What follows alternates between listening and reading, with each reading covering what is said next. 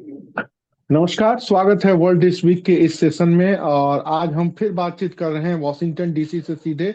मंजी हमारे साथ हैं। मंजी हमें आज के बारे में बताएंगे कि आज के अमेरिका में चल क्या रहा है। रोज रोज नई नई खबरें मिल के आ रही हैं। डोनाल्ड ट्रंप ने ये किया, वो किया, माइग्रेंट लोगों के साथ ये हो रहा है, काश पटेल के एफबीआई के हेड बनने के बाद पुन्नू की लिए क्या हुआ।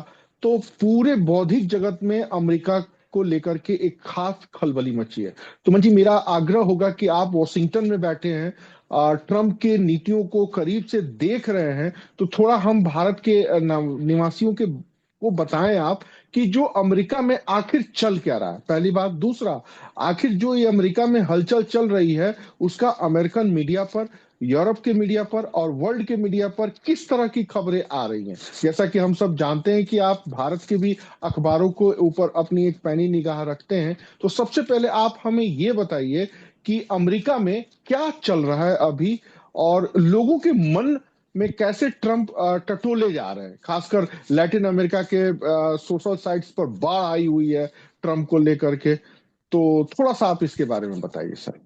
नमस्कार सर। नमस्कार सभी दर्शकों को। अमेरिका में आजकल डर का माहौल चल रहा है। अवैध अच्छा। घुसपैठियों में जो इलीगल्स हैं, जो अवैध तरीके से यहाँ रह रहे हैं, उनकी हालत बहुत खराब है। उनमें जबरदस्त खौफ है। खौफ इसलिए है क्योंकि डेली बेसिस पर अमेरिकन एजेंसीज उन्हें डिपोर्ट कर रही हैं। उनको प्लेन्स में भर भर के उनके देश भेजा जा रहा है। हेती में हम्म। काफी लोगों को भेजा जा चुका है, वेनेजुला में, कोलंबिया में। डेली फ्लाइट भर भर के जा रही हैं। लेकिन अमेरिका में जो हम्म। आपने सवाल पूछा, चल क्या रहा है, मैं आपको कुछ वीडियोस भी दिखाऊंगा इस डिस्कशन में। चल ये रहा है कि यहाँ के जो कंस्ट्रक्शन साइट्स हैं, जो घर बनते हैं, बिल्डिंग्स बनती हैं, वो सब बंद पड़ी हैं। वहाँ कंस्ट्रक्शन का काम ओके। रुक गया है क्योंकि जो अवैध घुसपैठिए यहाँ के मजदूरी करते थे, सब गायब। या तो उन्हें पकड़ लिया गया है या फिर उनको अंडरग्राउंड होना पड़ा है। हम्म। सड़कों पे ट्रैफिक काफी कम है। वॉलमार्ट जैसे हम्म। स्टोर्स जहाँ पर भीड़ रहती थी, वहां बिल्कुल खाली सन्नाटा पसरा हुआ है। जो हम्म। मेडिकेयर, जहाँ पर अस्पतालों में भीड़ रहती थी, वो सारे अस्पताल खाली पड़े हैं। अर्जेंट केयर इमरजेंसीज में जो ताबड़तोड़ भीड़ भीड़ रहती थी मेडिकेयर वालों की, मुफ्त का बेनिफिट बटोरने वालों की, वो सब सफा छट हो चुका है। तो हम्म। आपके प्रश्न का उत्तर ये है, अमेरिका में अभी डर का माहौल है। जो ट्रम्प समर्थक हैं वो खुश हैं कि जो उन्हें चाहिए था वो एट हम्म। लास्ट इतने सालों बाद उन्हें मिल गया। मिल गया। तो ये है कहानी। तो सर, ये कहाँ, ये सारे लोग या तो गायब हो गए हैं, या तो लैटिन अमेरिका लौट गए हैं, या एकदम बिल में घुसे हुए हैं, चुप हैं। कॉम्बिनेशन ऑफ ऑल, सबका मिश्रण है। ऑन एन एवरेज यहाँ पर 5 से 10 हजार लोग डेली डिपोर्ट किए जा रहे हैं। ऑन एन एवरेज हम्म। 5 से 10 हजार लोगों को अरेस्ट किया जा रहा है। उनको अगले दिन ही यहाँ से हम्म। निकालने की व्यवस्था भी की जा रही है। हम्म। मेक्सिको से जो आवागमन था लोगों का अंदर आने हम्म। का, वो पूरी तरह से शट डाउन हो चुका है। टेक्सास में दीवार जो खुली रहती थी वो पूरी बंद कर दी गई है। वहां पर हम्म। मिलिट्री लगी हुई है, मरीन्स लगे हुए हैं। कार्टेल्स, हम्म। मेक्सिको के जो ड्रग्स कार्टेल्स थे उनके साथ गोला बारूद का आवागमन एक्सचेंज हो रहा है। अब फायरिंग हो रही है बॉर्डर्स हम्म। पर। और कनाडा से जो फेनेटाइल नाम का जो ड्रग आता था, उसको हम्म। पकड़ने के लिए रोकथाम जबरदस्त तरीके से चल रही है। तो हम्म। हम्म। सब तरफ से सब तरह का कॉम्बिनेशन है जो आमतौर पे यहाँ पे मीडिया में नहीं दिखाएगा। लेकिन यहाँ के लोग इतने हम्म। जागरूक हैं कि वो वीडियोस बना बना कर डाल रहे हैं। मैं आपको कुछ वीडियोस दिखाने हम्म। की कोशिश करता हूँ कि बिल्कुल।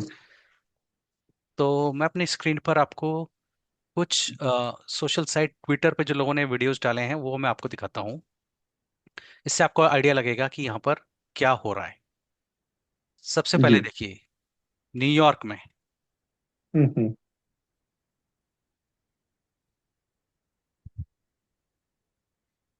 ये न्यूयॉर्क है जो 24 घंटे हाँ, जगह रहता है।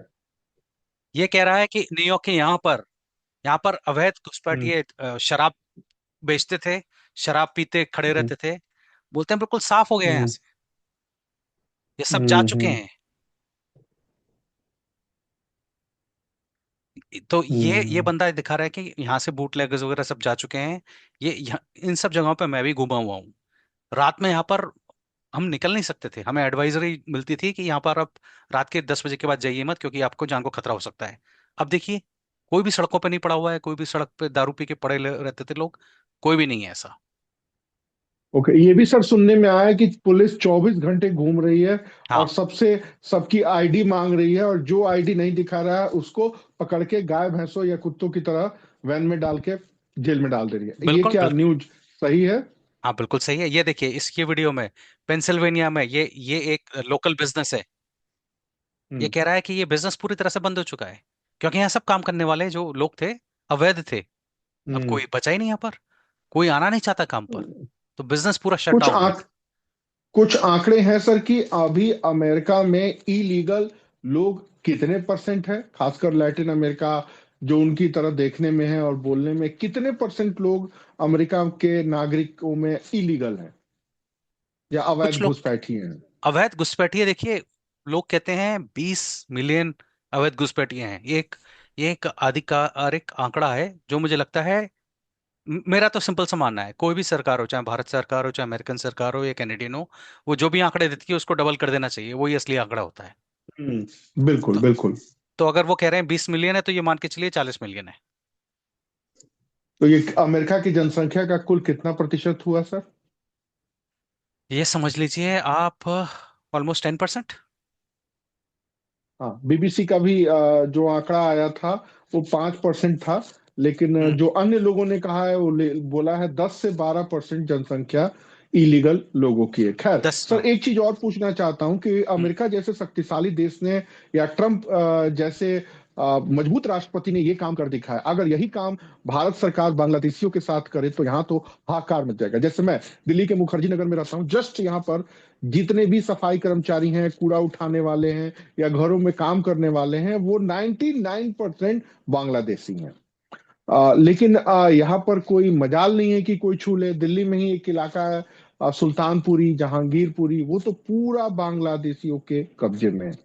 तो एक चीज मैं पूछना चाहता हूं कि जो चीजें ट्रम्प अभी कर रहा है, क्या उस तरह की लीगल एक्शन या उस तरह का मजबूत कदम भारत सरकार उठा सकती है? मुझे तो नहीं लग रहा है फिलहाल। देखिए सर, सरकार चाहे तो सब कुछ कर सकती है। हम्म। किसी भी हम्म। राजदंड में इतनी शक्ति होती है कि अगर इच्छा शक्ति हो तो पत्थर हम्म। को हिला पर्वत को हिलाया जा सकता है। तो सब कुछ हम्म। इच्छा शक्ति पर डिपेंड करता है। भारतीय सरकार करना चाहे तो बहुत कुछ कर सकती है, लेकिन आपने अपने प्रश्न का उत्तर खुद ही दिया है कि जहां पर इतने सारे लोग हैं, सारा लेबर क्लास इनसे फ्लडेड है, बांग्लादेशियों से। तो हम्म। आप खुद सोचिए, आपके घर में अगर कल सुबह काम वाली बाई नहीं आए, अगर वो मान के चलिए बांग्लादेशी है, अगले हफ्ते से काम पे नहीं हम्म। आए, तो कितना हाहाकार मचेगा। वो हम्म। हाहाकार यहाँ मचना शुरू हो चुका है। ओके। हाहाकार यहाँ ऐसे मच रहा है, मैं आपको अपना खुद का एग्जांपल देता हूँ। मेरे घर में जो सफाई कर्मचारी आती है, हफ्ता में एक बार आती है, वो मेरे घर में 8 साल से हम्म। सफाई कर रही है, वो लीगल है। लेकिन उसकी पूरी जो टीम है हम्म। उसमें लीगल लोग आते थे काम करने के लिए। अब पिछले हफ्ते से हम्म। कह रही है कि उसकी पूरी टीम में लोग छोड़ के चले गए, वो आना नहीं चाहते, निकलना नहीं चाहते बाहर। तो कहती है कि मैं जो रेट हम्म। है 50% बढ़ाऊंगी अपना रेट, क्योंकि अब मुझे ओके। लीगल लोगों को लाना पड़ेगा, जो लोकल अमेरिकन हैं उनको काम पे रखना पड़ेगा, तो उनकी वेजेस, मिनिमम वेजेस ज्यादा है, तो आपकी कॉस्ट जो हम्म। है वो बढ़ गई। तो बैठे बैठाए जो मेरे हम्म। काम वाली बाई का जो हफ्ते का खर्चा था वो मेरा 50% बढ़ हम्म। गया।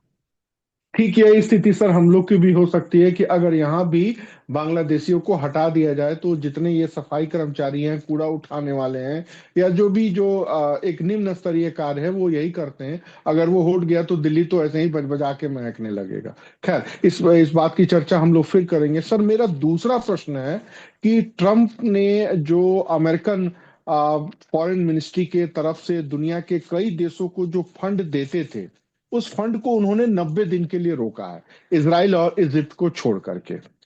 तो उससे भारत भी प्रभावित हो रहा है। तो इसको लेकर के क्या हो रहा है कि क्या ये असर आगे बढ़ेगा या ट्रम्प इसमें कुछ चेंज करेंगे? थोड़ा सा सर इसके ऊपर प्रकाश डालिए, क्योंकि हम इससे खुद भी दुष्प्रभावित हो रहे हैं। सो देखिए, ये एक बहुत दिलचस्प मुद्दा है, लेकिन मैं इस मुद्दे पे आने से पहले आपको कुछ, आपका ध्यान कुछ नंबर्स की तरफ खींचना चाहूंगा। आज अमेरिका पे कुछ 40 ट्रिलियन डॉलर का कर्जा है। जिसका अच्छा। साल में वो कुछ $1 ट्रिलियन सिर्फ ब्याज का भरते हैं। वो कर्जा उन्होंने ले हम्म। रखा है ट्रेजरी बॉन्ड्स के रूप में, चाइना के पास है। वो बहुत सारे देशों में लोगों ने वो बॉन्ड्स खरीद रखे हैं। $40 ट्रिलियन का खर्चा, जिसमें $1 ट्रिलियन का सालाना सिर्फ आप ब्याज भर रहे हो। अमेरिका आज उस स्थिति में है, हम्म। बैंकरप्सी के स्टेज पे हम्म। खड़ा हुआ है। तो हम्म। आप ये सोचिए, कोई ऐसा देश जो $1 ट्रिलियन का साल का बजट ब्याज भर रहा हो, क्या वो फॉरेन एड देने की स्थिति में है? तो बिल्कुल नहीं। तो ये गलती पिछली अमेरिकन सरकारें करती आ रही थी, ट्रंप ने आके इस पर रोक लगाई है 90 दिन की। अब आते हैं आपके सवाल पर। सवाल आपका ये है कि इससे फॉरेन एड को जो रोका है उससे क्या असर पड़ेगा। फॉरेन एड उन्होंने, जैसे आपने सही बताया, इसराइल और इजिप्ट के अलावा इजिप्ट। सबको रोका है। इसका असर हम्म। गाजा से, पैलेस्टीन से लेकर, पाकिस्तान से लेके, इंडिया से लेके सब जगह पड़ा हुआ है। हम्म। पिछले हफ्ते व्हाइट हाउस में एक कॉन्फ्रेंस हुई थी जिसमें उसने बताया कि $50 मिलियन तो वो सिर्फ गाजा में दे रहे थे एज अ फॉरेन एड। किस लिए? कॉन्डम्स खरीदने के लिए। और अब उस कॉन्डम का प्रयोग किस वो लिए तो किया? शर्मनाक है, जिसकी चर्चा भी नहीं की जा सकती। हाँ, और कमाल की बात यह है, उस पर अमेरिकन सरकार ने ये तक बोला कि उस कॉन्डम्स का वो प्रयोग कर रहे थे विस्फोटक एयर ड्रॉप करने के लिए। उसमें बम को बांधकर बलून में हम्म। हवा में उड़ा देते थे, जिससे कि हम्म। इसराइल में आके वो फटते थे। तो आप ये सोचिए, यहाँ से फॉरेन हम्म। एड किस किस रूप में निकल के जा रही थी। बांग्लादेश में भी हाल में मिलिट्री कूप हुआ, वहां पर भी फॉरेन एड जा रही थी, वो सारी रोक दी उसने। बांग्लादेश में हाहाकार मचा पड़ा है, हम्म। बांग्लादेश के आप न्यूज़पेपर उठा के देखिए। हम्म। मोहम्मद यूनूस की सरकार को बस सर पैसा हम, नहीं मिला। हाँ। हाँ हम लोग सर इसी पर आने वाले हैं। अब तो ये फॉरेन एड हो गया, अब थोड़ा सा सर चलते हैं पाकिस्तान, अफगानिस्तान और बांग्लादेश। ये तीन जगह है, म्यांमार भी इंक्लूडेड है। हम्म। ये चार ऐसे जगह हैं जिससे हम प्रत्यक्षता प्रभावित हो रहे हैं। तो अभी की तो न्यूज है कि बलूचिस्तान इलाके से लगभग अमेरिका का नियंत्रण अब समाप्त हो चुका है। सॉरी, पाकिस्तान का नियंत्रण समाप्त हो चुका है। तो जो ये पैसा रोका गया है, अब पाकिस्तान पे, अफगानिस्तान पे और बांग्लादेश पर क्या असर डाल सकता है, और हम उससे, भारत उससे कैसे प्रभावित हो सकता है? सिंपल सी बात है सर, इन सारे देशों में मुफ्त का पैसा जब जाएगा तो अगर आदमी आतंकी का पेट भरा हो तो वो आतंक बचाने में कोई कसर नहीं छोड़ता। वो सारा फॉरेन एड जो पिछले कई दशकों से चला आ रहा था, अचानक से फुल स्टॉप लग गया। लोग उम्मीद कर रहे हैं कि तीन हम्म। महीने के बाद शायद से वो फंड रिलीज करेगा करेगा। मुझे नहीं लगता वो करेगा, क्योंकि इनका प्राइमरी एम है 2026 4 जुलाई तक इन्हें अपना खर्चा जो है, जो साल का $6 ट्रिलियन का सरकारी खर्चा है, वो 2 ट्रिलियन तक लेकर आना है। मतलब 4 ट्रिलियन साल के उन्हें अपना खर्चा बचाना है, जिससे कि बचाने हाँ, बचाने। नहीं तो ये बैंकरप्ट होने के लिए इनको 2 दशक लगेंगे, ये मान के चलिए। और ये चीज यहाँ के हम्म। लोग समझ चुके हैं। एलॉन मस्क की हम्म। अध्यक्षता में ट्विटर पर डेली आंकड़े जारी कर रहे हैं। अभी हम्म। पिछले हफ्ते तक उनका आंकड़ा था कि हम सरकारी खर्च जो है, एक दिन का $1 बिलियन का सरकारी खर्च बचा रहे हैं। जिसका टारगेट है हम्म। वो $4 बिलियन का सरकारी खर्च बचाएंगे, तब वो जाकर इस गोल पे हम्म। पहुंचेंगे। तो ये सरकारी खर्च हम्म। कैसे बचेगा? आप बाहर मुल्कों में पैसा देना बंद करो। भाई, बिल्कुल। बांग्लादेश में आप क्यों पैसा दे रहे हो? आप हम्म। पाकिस्तान को क्यों पैसे दे रहे हो? किस बात के लिए पैसे दे रहे हो? पिछली सरकारों ने दिया, लेकिन जब आपके सर पे खतरा मंडरा रहा है, तो भला इस चीज को क्यों ना रोका जाए? मेरे हिसाब से तो रोकना चाहिए। इसका असर हम्म। भारत पे ये होगा कि आतंकी गतिविधियों पर काफी हद तक लगाम लगेगी। क्योंकि जब आप हम्म। देखेंगे कि इन आतंकी संगठनों को पैसा नहीं मिलेगा, तो स्वाभाविक सी बात है, खाली पेट कोई बंदूक कैसे चलाएगा? खाली पेट कोई बिल्कुल। खाली बंदूक से गोली कैसे मारेगा? पेट को खाना तो एक चाहिए तरीके से सर, हम्म। तो एक तरीके से भारत विरोधी तत्व जो बांग्लादेश और पाकिस्तान में है, उनके ऊपर भी अप्रत्यक्ष रूप से कुछ न कुछ नियंत्रण स्थापित होगा। वो कमजोर और बेबस होंगे। बिल्कुल। आ, लेकिन सर इसका एक दूसरा पहलू है कि भारत के जो कुछ विकासात्मक कार्यक्रम है, वो भी इन फंडों से संचालित हो रहे हैं। तो सर वो भी तो इफेक्टेड हो रहा है। दूसरी बात, अमेरिका ने कह दिया कि हम डब्ल्यूएचओ को पैसा नहीं देंगे, ग्लोबल वार्मिंग में पार्टिसिपेट नहीं करेंगे, एनर्जी पॉलिसीज में कुछ ऐसे ऐसे नहीं करेंगे। तो इन सारे मुद्दों से तो एक निगेटिविटी का माहौल तो पनप ही रहा है। देखिए सर, कहा तो बात घूम फिर कर वही आ जाती है, अमेरिका अपना हित देखे या दुनिया का हित देखे। मतलब मेरी जेब बिल्कुल। में मैं कर्जा ले लेकर घी पीऊं और दुनिया को पिलाऊं, ये ज्यादा उचित है हम्म। कि मैं अपने घर की देखूं पहले? तो अमेरिका तो अपना हित देख रहा है। रही बात भारत में इम्पैक्ट हम्म, होने की, विकास के कई कार्य रुक रहे हैं, लेकिन अब मेरे ख्याल से भारतीय सरकार इस हालत में है, इतनी स्ट्रांग बन चुकी है पिछले 10 सालों में, कि ये छोटे छोटे इम्पैक्ट हम्म, उसको नहीं पड़ेंगे। बल्कि भारतीय सरकार को तो हम्म, खुश होना चाहिए कि भारत में जो हम्म, एनजीओस को जो फंडिंग मिल रही थी अंधाधुंध अमेरिका से, हम्म, हम्म, उन सो कॉल्ड अनवांटेड एनजीओस को फंड मिलने अब अचानक बंद हो जाएंगे। वो जो पिछले साल आंकड़े जारी हुए थे कि सर 28,000 एनजीओ को इन्होंने ब्लॉक लिस्टेड किया है। करीब करीब 33 लाख एनजीओ भारत में वर्क कर रहे हैं, और जिसमें से सिर्फ 1,12,000 ही रजिस्टर्ड हैं, बाकी सब इलीगल हैं। अब ये सारे लोगों को मुझे तो पढ़ाते पढ़ाते ये आंकड़े सारे याद हो गए हैं। अब उनकी फंडेड रुकेगी। जॉर्ज सोरस, हाँ सर एक चीज और, जॉर्ज सोरस जैसे एनार्किज्म वाले लोग हैं, अराजकतावादी लोग हैं, उनकी जो फंडिंग यहाँ होती थी, तो वहां तो अमेरिका ने इनको रोका है। इसका भी एक असर दिखाई देगा। तो सर अमेरिकी मीडिया में एनार्किज्म वाले लोगों का क्या हाल है सर? हाल वही है पुराना वाला। इंडिया में जो जिस तरह से लोग हाहाकार मचाते हैं लेफ्टिस्ट विंग्स वाले की, विकास कार्य रुक जाएगा, गरीबों को खाना नहीं मिलेगा, दुनिया कैसे चलेगी, हमें क्या स्वार्थी होना चाहिए, वही सब तरह के हम्म, रोने चल रहे हैं यहाँ पर। यहाँ का पूरा मीडिया हम्म, लेफ्ट विंग के कब्जे में है। सीएनएन से लेके हम्म, आप न्यूयॉर्क टाइम्स से लेके वॉशिंगटन टाइम्स तक कोई भी अखबार उठा लीजिए, सबका सेम वही हम्म, रागमाला चल रहा है, और वो चलता रहेगा। हम्म, और ट्रम्प सरकार इस चीज को समझ चुकी है। ट्रम्प सरकार ने पिछले कॉन्फ्रेंस में ये भी बोला था कि हम, white house social media reporters को 10,000 पास जारी कर रहा है। तो अब अच्छा। व्हाइट हाउस में बैठने वाले लोग, हम जैसे लोग भी जा सकते हैं वहां पर, ये बोलकर कि हम भी हम्म, अपना न्यूज चैनल यूट्यूब पे चलाते हैं, फेसबुक पे लिखते हैं, हमें भी व्हाइट हाउस रिकॉग्नाइज करने के लिए तैयार है अगर हम अपनी अर्जी दाखिल करते हैं। तो आप इस चीज से हम्म, अंदाजा लगा लीजिए कि जो वर्ल्ड ऑर्डर है मीडिया रिपोर्टिंग का, हम्म, वो कितना मेजर मेटामॉर्फिज्म से गुजरने वाला है, कितना बदलाव उसमें हम्म, आने वाला है। आने वाले 4 साल में डिसाइड लग हो जाएगा कि मीडिया का मतलब क्या, सिर्फ केवल टीवी न्यूज चैनल्स है, अखबार ही है, या सोशल मीडिया पर वेरीफाइड न्यूज हैंडल्स भी हैं। ये बदलाव शुरू हो हम्म। चुका है और ये बहुत जरूरी है। तो क्या सर इसका मतलब हम ये समझे कि न्यूयॉर्क टाइम्स, टाइम मैगजीन या सीएनएन टाइप के जो बड़े न्यूज चैनल हैं उनका वर्चस्व टूटने वाला है? क्योंकि अमेरिकी समाज की या अमेरिकी विदेश नीति के प्रवक्ता तो सीएनएन जैसे चैनल ही होते थे। हाँ क्या बिल्कुल, इनका वर्चस्व टूट सकता है?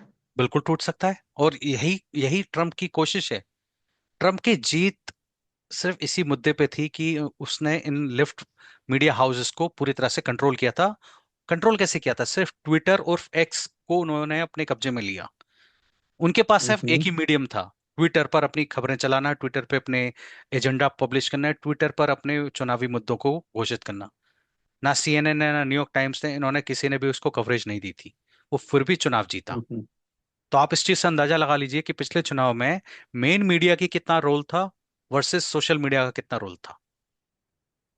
तो तो इसका इस, मतलब सर बहुत पहले से चल रहा था ये प्लानिंग के ट्विटर को दबोचना है? और दबोचा उसने, बिल्कुल सही दबोचा है। और हम्म, आप इससे अंदाजा लगा लीजिए कि कितना बड़ा अंतर पड़ चुका है। और व्हाइट हाउस अब ऐसे सोशल मीडिया रिपोर्टर्स को रिकॉग्नाइज कर रहा है। मैं तो सोच रहा हूँ मैं भी अपनी अर्जी लगा दूं कि मैं भी एक सोशल बिल्कुल, मीडिया पर अखबार न्यूज देने का काम करता हूँ, तो क्या पता मुझे भी प्रेस पास मिल जाए। बिल्कुल, बिल्कुल। फिर सर एक मीटिंग ट्रम्प के साथ कि ट्रम्प आप ऐसा क्यों कर रहे हैं, हम भी नई दिल्ली से ट्रम्प का इंटरव्यू लेने पहुंचे। खैर सर इसकी बातें फिर कभी चर्चा करेंगे। तो ये सर भारत के लिए बहुत अच्छा होगा कि भारत भी अपने ब्रेकिंग इंडिया फोर्सेस या एंटी इंडियन ग्रुप्स को दबोच सके। और जिस प्रकार ट्विटर के वर्चस्व को तोड़ा गया, मीडिया चैनल के वर्चस्व को तोड़ा गया, भारत भी इनसे सबक ले सकता है। सर मेरा अगला सवाल, H1 वीजा को लेकर के एक भारत में डर का माहौल है, खासकर इंडिया के एलिट्स बहुत डरे हुए हैं। जैसे हम लोग उत्तर प्रदेश से माइग्रेट होकर दिल्ली आए, और जो दिल्ली में माइग्रेट हो चुके हैं अब वो अमेरिका माइग्रेट होते हैं। तो भारत के एलिट क्लास में जबरदस्त एक डर का माहौल है। और एलिट क्लास को रिप्रेजेंट करने वाले टाइम्स ऑफ इंडिया जैसे मीडिया ग्रुप्स डेली इस तरह के कुछ निगेटिविटी वाले न्यूज को पब्लिश कर रहे हैं। तो सर क्या ऐसा लग रहा है कि जो अमेरिका पिछले 50 सालों से जो ब्रेन ड्रेन पर डिपेंड रहा, उसकी इकॉनमी में काश पटेल जैसे लोग इसी H1 वीजा के हम्म। बदौलत ही वहां पहुंचे हैं, तो क्या सर ये आगे जारी रहेगा? अगर ये जारी रहेगा तो वर्ल्ड के जो जितने बेहतरीन ब्रेन मिल रहे थे उस पे भी तो सब थोड़ा कुछ नेगेटिविटी का असर पड़ेगा। तो थोड़ा सा इन मुद्दों के ऊपर प्रयास करें। कुछ भारत के बौद्धिक लोगों का कहना है कि चुनाव जीत के आए हैं तो इस तरह की गतिविधियां हो रही है, कुछ दिन बाद ये मामला ठंडा पड़ जाए, क्योंकि इसके पहले भी बात चाहे जो बाइडेन का हो या बात चाहे ओबामा अंकल का हो या उसके पहले बुश अंकल का हो, तो उन लोगों ने भी H1 वीजा को लेके बहुत आक्रामकता दिखाई, लेकिन थोड़ी देर बाद वो शांत हो गए। तो ट्रंप का कदम किस ओर जा सकता है? देखिए सर, इस आपने बहुत इंपॉर्टेंट टॉपिक छेड़ा है। H1B वीजा का, ये भारतीय समुदाय में, नॉट इवन इन इंडिया, यहाँ यूएस में रहने वाले जो H1 वाली कम्युनिटी है उसमें भी डर का माहौल है। डर जो है वो वाजिब है। लेकिन आप, हम्म। अगर आप कल, ट्रम्प ने कॉन्फ्रेंस की थी सिर्फ H1 वीजा के ऊपर। उसने बोला था, हम्म। मैं H1B वीजा के दोनों पहलुओं को देख रहा हूँ, अच्छे पहलू को भी, बुरे पहलू को भी। अच्छा पहलू यह है कि हमें बेस्ट ब्रेन्स मिल रहे हैं दुनिया भर से। हमारे हम्म। पास सब फील्ड में डॉक्टर हो गए, नासा के साइंटिस्ट हो गए, अकाउंटेंट्स हो गए, ऑडिटर्स हो गए, रिसर्च करने वाले हो गए। सब H1 वीजा पर यहाँ पर आ रहे हैं लोग। तो स्वाभाविक हम्म। सी बात है, जो 1990 से H1B प्रोग्राम पर यूएस से चल रहा है, वो H1B प्रोग्राम को तो रोक तो नहीं सकेंगे ये लोग। क्योंकि जहां इन्होंने हम्म। रोका, वहां पर उन्हें बेस्ट ब्रेन सप्लाई रुक जाएगी। ये बात तो हम्म। आप मान के चलिए। लेकिन उसका बिल्कुल। उसका दूसरा एस्पेक्ट क्या है? उसका दूसरा एस्पेक्ट है इसका मिसयूज। H1 हम्म। वीजा का मिसयूज सालों से होता आ रहा है, और ये बात पब्लिक डोमेन में है। जो H1 वाले लोग हैं हम्म। उनको भी पता है, उनके एम्प्लॉयर्स को भी पता है, और अमेरिकन गवर्नमेंट को भी पता है। इसका मिसयूज कैसे होता है? इसका मिसयूज होता है, आप चीप लेबर के रूप में लाइए। H1B का मतलब हम्म। है आपको कोई ऐसा स्किल सेट वाला आदमी चाहिए जो यूएसए में नहीं मिल रहा हो। For example, hmm. डॉक्टर्स नहीं मिल रहे। हम्म। फॉर एग्जाम्पल, अगर आप डॉक्टर्स नहीं मिल रहे तो आप बाहर से डॉक्टर लाइए, क्योंकि भाई मेडिकल तो एक लाइफ की सबसे बड़ी नेसेसिटी है। साइंटिस्ट नहीं मिल रहा, साइंटिस्ट लाइए। अब हुआ क्या है, स्पेशली आईटी वर्ल्ड में, आईटी वर्ल्ड में H1B वीजा को कॉस्ट कटिंग के रूप में इस्तेमाल किया गया है। कोई अगर यहाँ पे अमेरिकन आईटी वर्कर $1 लाख लेके नौकरी कर रहा है, तो आप H1 वीजा पर $60,000 वाले आदमी को इंडिया से लेकर आकर यहाँ बिठा रहे हो। हम्म। ये मिसयूज है। मिसयूज कैसे है? आपने एक अमेरिकन वर्कर को रिप्लेस कर दिया, आपकी कॉस्ट कटिंग 40% से बेटर कर ली। जहां आप 1 लाख देते थे, वहां 40,000 दे रहे हो, वहां आप 60,000 दे रहे हो। $40,000 आपने बचा लिए। तो ये H1B का इंटेंशन ये नहीं था, कॉस्ट कटिंग नहीं था। H1B का हम्म। इंटेंशन था, आप उसको लेके आइए जो टैलेंट यहाँ अवेलेबल नहीं है, ना कि कॉस्ट तो कटिंग इसका करना। मतलब तो हाँ, इसका मतलब आने वाले दिनों में भारतीय लोग जो अमेरिका जाने के ख्वाब देख रहे हैं, उनके सपनों के ऊपर थोड़ा सा तो कुछ पाबंदी आने वाला है, या उनके रास्तों में थोड़ी बहुत कठिनाई तो आके रहेगी। रहेगी, निष्कर्ष तो सर। बिल्कुल रहेगी। हाँ, मेरा सर अगला सवाल फिर ट्रम्प की पॉलिसियों से है।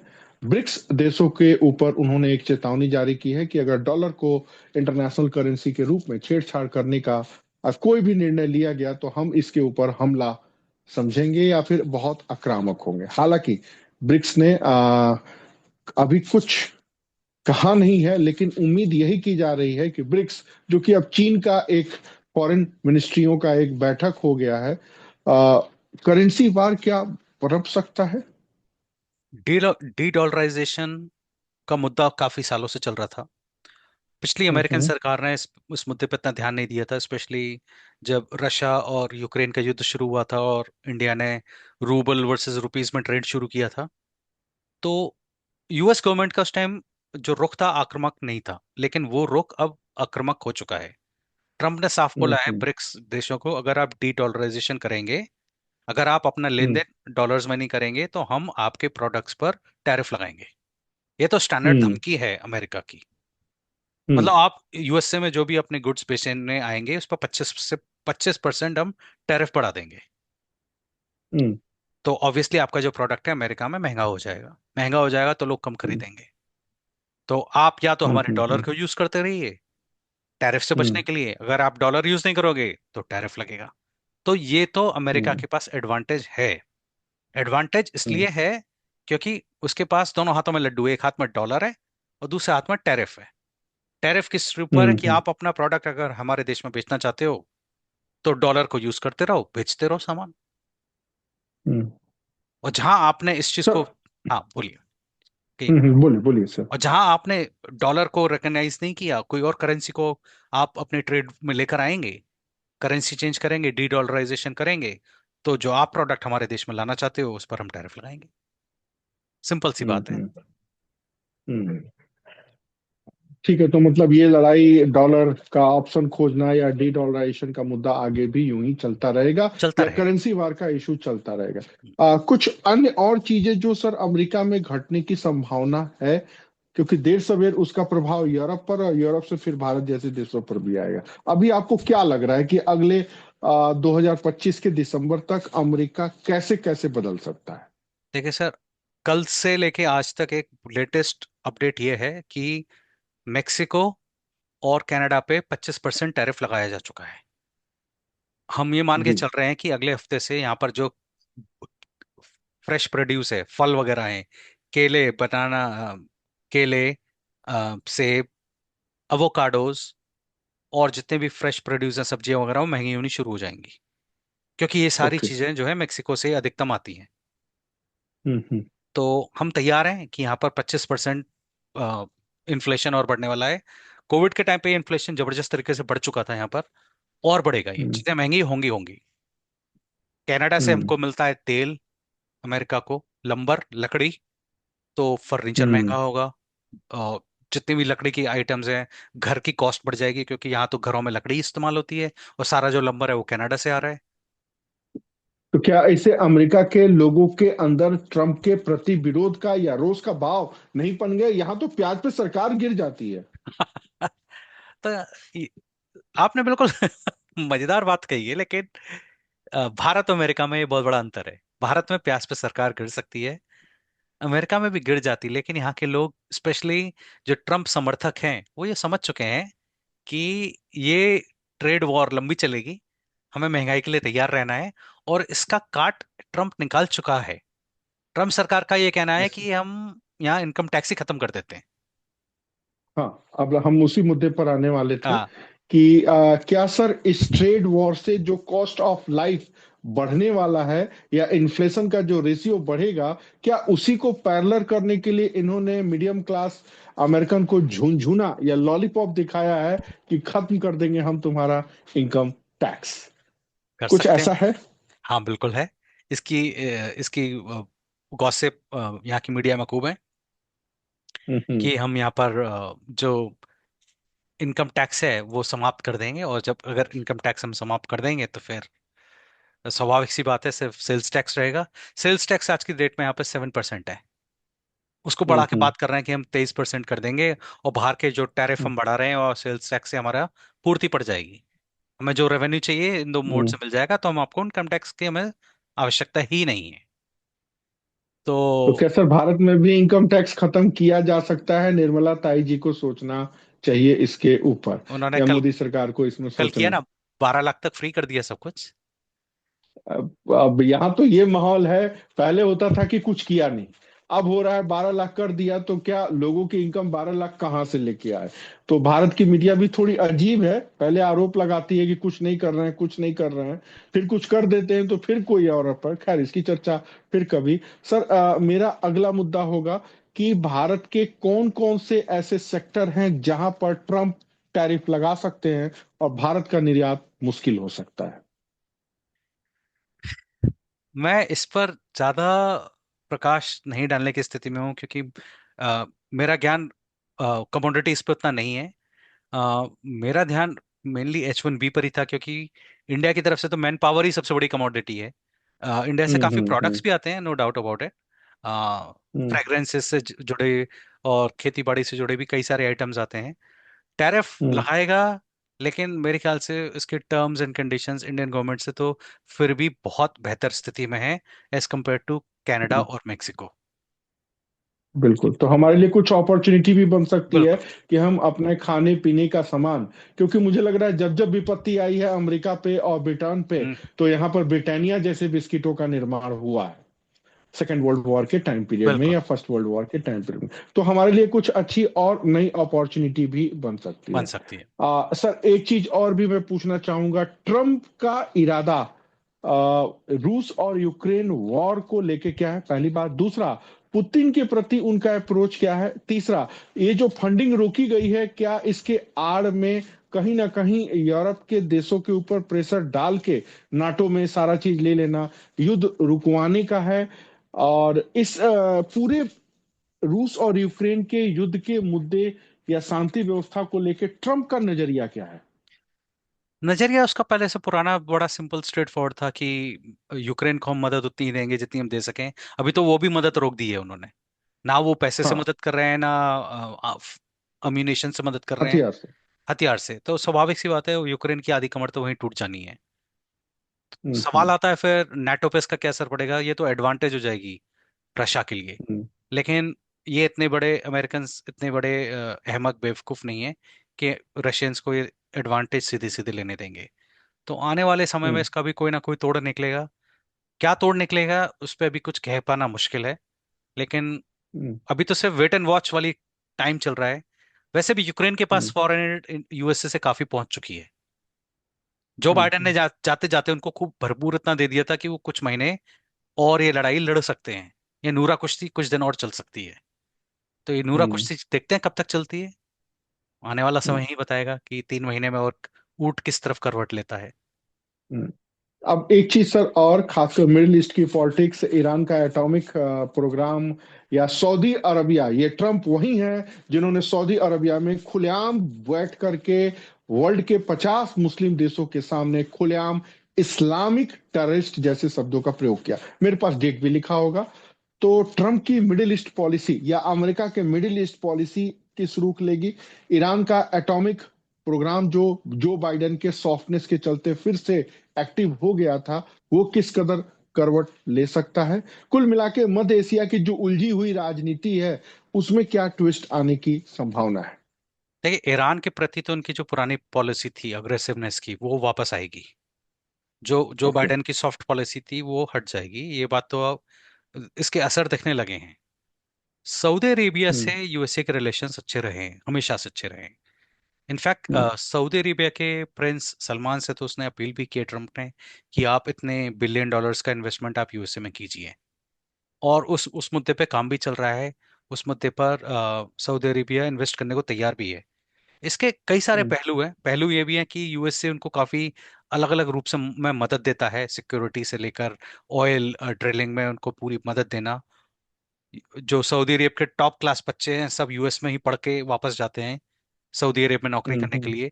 तो ये तो उनके पुराने रिश्ते हैं जिन्हें वो कभी तोड़ नहीं सकते। हम्म। लेकिन इसके बावजूद भी सबसे बड़ी कमाल की बात आपने जो बोली कि उन 50 देशों के बीच में खड़े होकर बोला कि तुम आतंकवादी हो, वो ये कर सकते हैं। और हम्म। उनकी मजाल नहीं है कि वो चूसे चपड़ करें, क्योंकि इनफैक्ट तो सर, इनफैक्ट तो ये भी आया था कि अमेरिका अगर 5 घंटे के लिए सऊदी अरबिया से आउट हो जाए, तो वहां पर फिर कोई मेहदी आ जाएंगे, क्रांति हो सकती है और एमबीएस को बीच चौराहे पे लटकाया बिल्कुल। जा सकता है, जैसे 80 के दशक में हुआ था। हो बिल्कुल। तो मतलब कुल मिला के मिडिल ईस्ट की पॉलिसी भी फिर से उलझने वाली है। इसलिए इजराइल सीज फायर करने के बाद भी कुछ ज्यादा ही खुश है कि ले दे के मामला उसका पलड़ा भारी रहेगा। बाहरी। खैर सर, एक चीज और, साउथ ईस्ट एशिया में जो पॉलिसी चल रही थी चाइना की, या फिर चाइना के प्रति सर क्या रुख हो सकता है ट्रम्प का। उसी से जुड़ा हुआ मुद्दा ताइवान वाला भी है, हालांकि ये टॉपिक बहुत बड़ा है। मैं सिर्फ आपसे पूछना चाहता हूं कि क्या ये मुद्दे ऐसे हैं जो प्रभावित हो सकते हैं। अगर ये प्रभावित होंगे तो हम अगले टॉपिक में इसके ऊपर विस्तार से डिस्कशन करेंगे कि विश्व की राजनीति में चीन की जो एक आक्रामक या इमर्जिंग होती भूमिका है, वो कैसे प्रभावित होगी। बात चाहे हिंद महासागर की हो, बात चाहे प्रशांत महासागर की हो, बात चाहे ताइवान के संघर्ष के मुद्दे की हो। तो क्या लग रहा है सर, इस पे कुछ असर पड़ सकता है। इसको हम विस्तार से अगले एपिसोड हाँ, करेंगे, लेकिन फिर भी ये थोड़ी सी मैं इसके ऊपर प्रतिक्रिया जानना चाहता हूं, क्योंकि चीन वेट एंड वॉच की पॉलिसी में है, कोई प्रतिक्रिया नहीं दे रहा है, ना वो समर्थन में है ना वो विरोध में है। देखिए, चीन पे भी टैरिफ वॉर तो शुरू हो चुका है। हम्म। चीन पे भी उसने टैरिफ लगाने की धमकी दी है। लेकिन सबको पता हम्म। है, अमेरिका के गले की हड्डी है चाइना, और हम्म। इस गले की हड्डी को इतनी आसानी से नहीं निकाला जा सकता। टैरिफ वॉर चलेगा, चाइना के पास भी डॉलर का तगड़ा पहाड़ उन्होंने रखा हुआ है। इतने ट्रेजरी बॉन्ड्स खरीदे हुए हैं उन्होंने, और साल के साल ब्याज भी ले रहे हैं यहाँ से। हम्म। तो ऐसा तो है नहीं कि आप तुरंत रातों रात उन्हें दुश्मन बना लोगे। रातों रात दुश्मन तो हम्म। बना नहीं सकते, स्पेशली जब आपके पास, उनके पास ट्रिलियन ऑफ आपके ट्रिलियन डॉलर के ऊपर के ट्रेजरी बॉन्ड्स पड़े हों। तो एक आंकड़ा बीच में इंटरप्ट करने के लिए माफी चाहता हूं, 20% अमेरिकी बैंकों का पैसा चाइना के पास है। वो ट्रेजरी बीस बॉन्ड्स, हाँ। परसेंट हाँ, बिल्कुल। ट्रेजरी ट्रेज बॉन्ड्स के रूप में। हाँ। जी। तो हाँ, तो उसके आपने बिल्कुल सही आंकड़ा दिया, वो उसकी ब्याज ही इतना तगड़ा ले रहा है वो आज की तारीख में। तो कोई अपने हम्म। साहूकार का गला तो घोटेगा नहीं, ये बात तो तय है। साहूकार के चंगुल से निकलना इतना आसान भी नहीं होता। वेट एंड वॉच वाली पॉलिसी, लेकिन इस टॉपिक को हम सेव करके रखते हैं अपने अगले टॉपिक के लिए। हम्म। तो इस पर हम विस्तार से और चर्चा करेंगे, कुछ आंकड़ों के साथ, कुछ और इंटरेस्टिंग फैक्ट्स के साथ।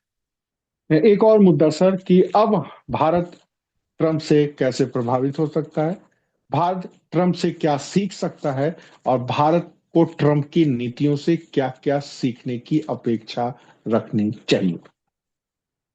भारतीय सरकार को दो चीजें मेरे हिसाब से सीखनी चाहिए, एक तो इच्छा शक्ति, और दूसरा इलीगल इमिग्रेशन। ये चीज ऐसी है जो आने वाले 10 सालों में इंडिया का भविष्य तय करेगी।